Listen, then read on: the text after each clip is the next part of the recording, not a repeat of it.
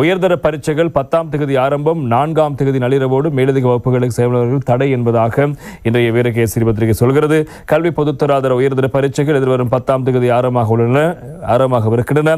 அதற்கமைய நாளை மறுதினம் செவ்வாய்க்கிழமை நள்ளிரவு 12 மணி முதல் இந்த உயர்தர பரீட்சையை அடிப்படையாக வைத்து மாணவர்களுக்கான கருத்தரங்குகள், செயலமர்வுகள், மேலதிக வகுப்புகள் மற்றும் தனியார் வகுப்புகள் உள்ளிட்ட அனைத்தும் பரீட்சைகளையும் நிறைவடையும் வரை தடை செய்யப்படுவதாக கல்வி அமைச்சு அறிவித்திருக்கிறது. 10ஆம் தேதி ஆரம்பமாகும் பரீட்சைகள் டிசம்பர் 5ஆம் தேதி வரை இடம்பெறவிருக்கிறது. உயர்தர பரீட்சையை முன்னிட்டு 7ஆம் தேதியோடு நாளலாவிருதியுள்ள சகல பாடசாலைகளுக்கு விடுமுறை வழங்கப்பட உள்ளது. அதற்கமைய டிசம்பர் 8ஆம் தேதி பாடசாலைகளில் கற்றல் கற்பித்தல் செயற்பாடுகள் மீள ஆரம்பமாகும் என கல்வி அமைச்சு அறிவிக்கிறது. டிசம்பர் 8ஆம் தேதி மீள பாடசாலைகள் ஆரம்பமாகி 19ஆம் தேதி வரை கல்வி நடவடிக்கைகள் இடம்பெறும்.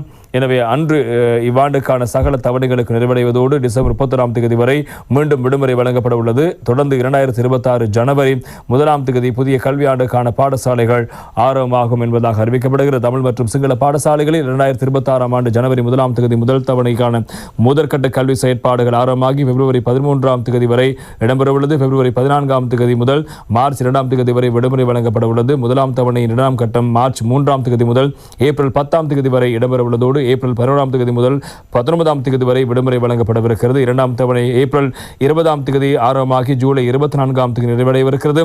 3ஆம் தவணையின் முதற்கட்டம் ஜூலை 27 முதல் ஆகஸ்ட் 7ஆம் தேதி வரையும் இடம்பெற உள்ளதோடு ஆகஸ்ட் 8 முதல் செப்டம்பர் 6ஆம் தேதி விடுமுறை வழங்கப்பட உள்ளது. 3ஆம் தவணை 2ஆம் கட்டம் செப்டம்பர் 7ஆம் தேதி முதல் டிசம்பர் 4ஆம் தேதி வரை இடம்பெறும் என்பதாக இப்போது கல்வி அமைச்சு அறிவித்திருக்கிறது. எனவே 10ஆம் தேதி உயர்தர பரீட்சை ஆரம்பமாகிறது. எனவே 4ஆம் தேதி நள்ளிரவோடு மேலதிக வகுப்புகள் செயலமர்களுக்கு தடை விதிக்கப்படுகிறது என்பதையும் ஞாபகத்தில் வைத்துக் கொள்ள வேண்டும் என்பதுதான் அந்த செய்தியாக இருப்பதை காணலாம்.